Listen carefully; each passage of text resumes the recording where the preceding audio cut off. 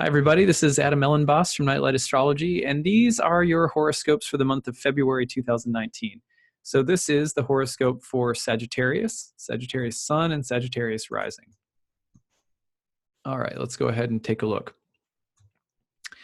So the big news for the month of February is the application of Mars to Pluto and then Mars to Uranus.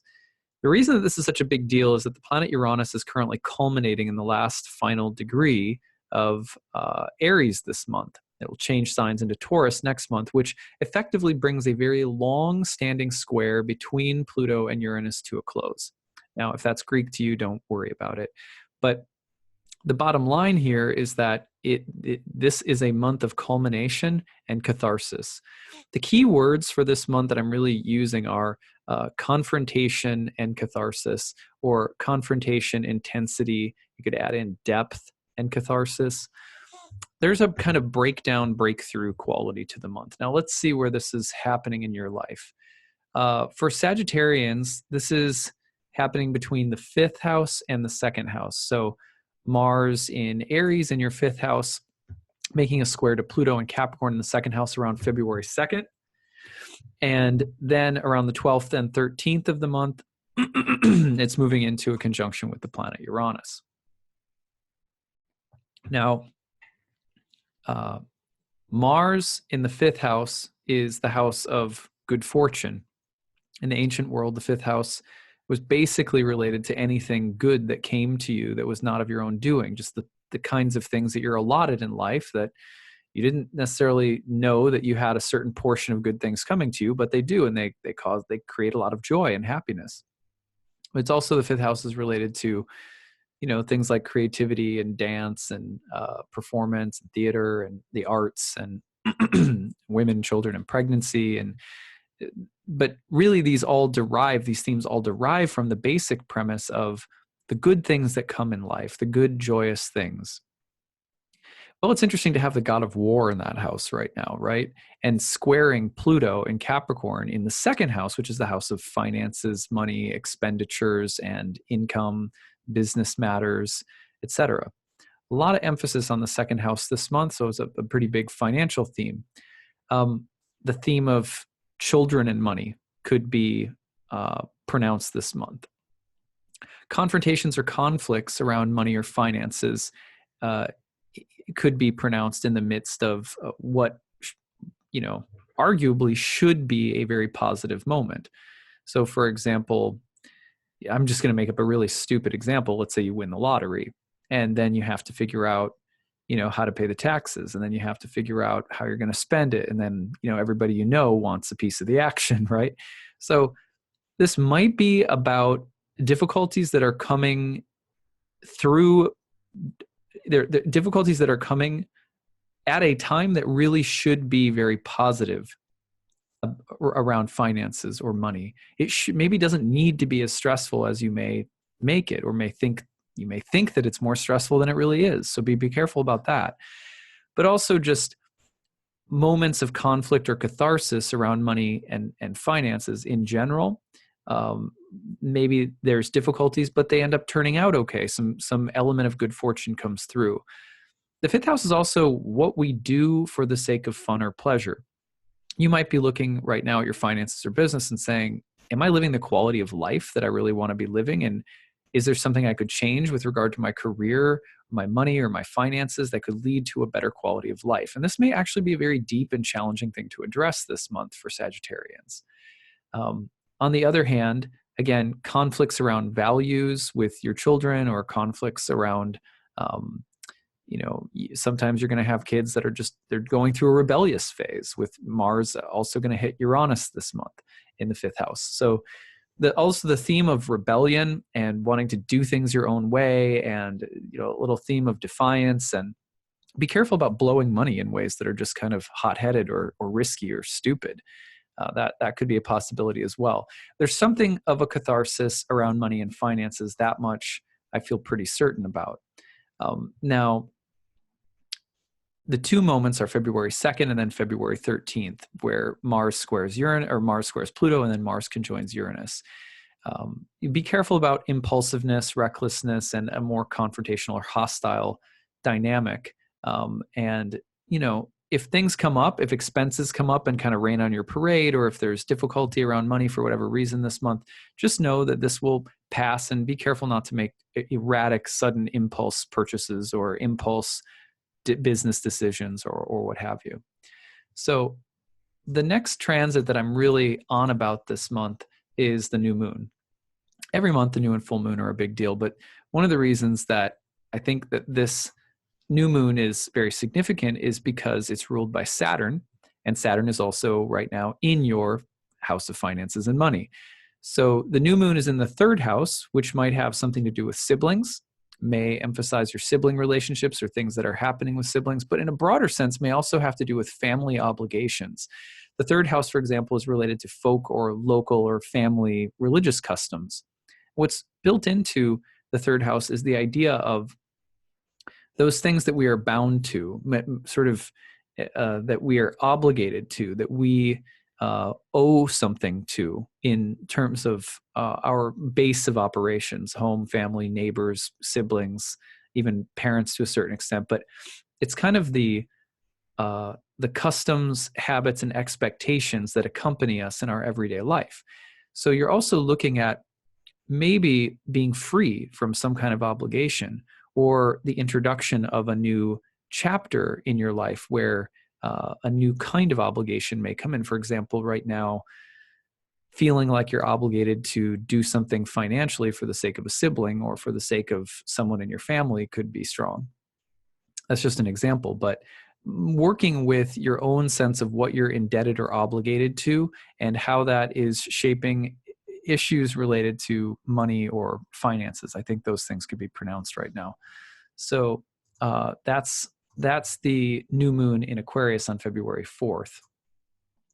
Now, going forward from there, there's a handful of other transits this month that I have marked out as potentially, kind of more important or more interesting. There's quite a few, but I'm going to narrow it down here and give you just a couple. So one thing that's interesting is right around February 14th, and I have it as the 15th right now, but it actually enters Taurus on the 14th. Mars is moving into Taurus and moving into your sixth house. That's an indication of a period of harder work or labor or something that's a little bit more drudgery to come in the next 40 plus days. Mars working through the sixth house can be very productive and industrious, but it's usually a period that's a little bit more exhausting, a period where you're trying to, break free from some inertia, get back to the gym, you're on a work project that really sucks, or it's kind of sapping your energy. It's a more embattled and kind of like burdensome Mars energy for the next 40 days. It's moving into your sixth house. Also, with Venus, its ruler in Capricorn, moving into a conjunction with Saturn on the 18th in your second house. This could again have something to do with business or financial agreements or arrangements, and either coming to terms with in creating new commitments or contracts or new business agreements or investments, or it could also have to do with expenditures related to health or expenditures, kind of a feeling of having your resources, time, money, or energy drained a little bit. And that might not be totally fun. Or it could be that you are trying to make some kind of new, you're trying to set up something, new in your life so that you don't drain more time, money, energy, resources, or your health or your well-being. So you're trying to, like, for example, buying a new gym membership, or for example, hiring someone to do the cleaning, or hiring someone to help with something because it exhausts you, or some way of either paying a bill and something that's draining you a little bit and it's kind of taxing you, or something that you're trying to set up to prevent being drained. I think those are two things that come to mind, but also just business or relationships, business agreements, contracts, coming to terms with something in, again, relation to money. It could also have something to do with money and relationships in love. Venus, the goddess of love, coming together with Saturn, a more serious kind of contractual binding energy in the second house. So the theme of money and love. All right, so that's February 18th that Venus gets together with Saturn in your second house. And then on the exact same day, Chiron will enter into Aries and move into your fifth house. Now, the fifth house is a house that's related to pleasure and joy and happiness. Sometimes our relation with pleasure, joy, and happiness is not so good. Either we are hedonistic and reckless, and we indulge ourselves in things we shouldn't, or we don't know how to have fun, and we need to learn how. Sagittarius is, usually it's the former, because Sagittarius is know how to party, but sometimes we get we get so identified with our work in the world, and we sometimes don't stop to ask, am I having fun? Is this a joyful human existence? These kinds of questions around what constitutes pleasure, healthy pleasure, and unhealthy pleasure, very, very important as Chiron, the wounded healer, enters the fifth house of joy and pleasure. Also, fifth house is related to sex and sexuality and children. And so themes about healing and woundedness around children or grandchildren, or the topic of pregnancy. There's a lot to be shared if you look at Chiron from the standpoint of the wounded healer. Chiron was a great teacher of medicine and was a wise sage. So also the theme of your natural wisdom and your natural happiness coming into the spotlight a little bit more. Your ability to share what you know and what you and your own joy, your own enthusiasm, that may also be a little bit more pronounced now. And this is a long transit. It's the better part of the next decade that Chiron, this planet that is related to our wounds, but also our wisdom. And Chiron, like I said, Chiron's going to be in Aries for the better part of the next decade, moving through this fifth house. So a lot of the times you'll see, for example, Chiron in the fifth house with people who work with children who are wounded in some ways developmentally, or they've experienced trauma, or sometimes Chiron in the fifth house will indicate a person getting sober and going to AA, right? Or sometimes Chiron in Aries in the fifth house will indicate sexual healing or sexual trauma. So there's a lot of different themes that can come up around pleasure, happiness, joy, children, and the themes of woundedness and healing. All right, so hopefully that gives you a few ideas about the Chiron and Aries transit. Now, on February 19th and February 20th, the full moon comes through and lands in your 10th house, which is the house of career.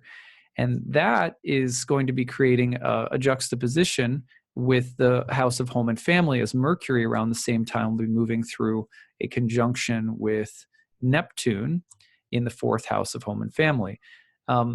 The split between work life and professional destiny, or your professional trajectory, and home and domestic matters where you're living, the home and hearth, so to speak, the dichotomy between those areas will be very pronounced at the time of the full moon. So you want to be careful, especially around home and family. Mercury, Neptune in the fourth house brings a moment of potential gossip and miscommunication and deception around home and family matters. But also it can bring insight and healing and an almost otherworldly level of understanding or insight. And this would be relative to potentially both work-related matters, professional matters, or your home and family area. So pretty powerful full moon, simply because the ruler of the full moon, Mercury, is going through a conjunction with Neptune simultaneously.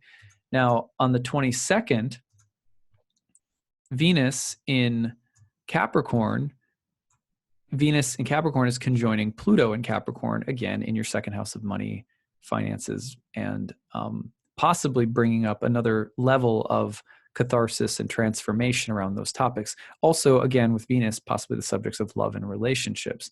So that's another very powerful Plutonian moment. This month isn't messing around. There's so many things happening in so many different areas. I would love to hear from all of my Sagittarian friends out there. Remember, the silver lining of this year is that Jupiter's in your first house. So it's a year of, personal growth and expansion for you. And whatever you're going through, that's sort of the silver lining in 2019. So yeah, I'd love to hear from you, hear your comments on the YouTube feed, or if you want to email me any stories, you can do so at nightlightastrology@gmail.com. All right, that's what I've got for you guys. Have a happy month of February to all of you Sagittarians, and we will see you again in March. Okay, take care.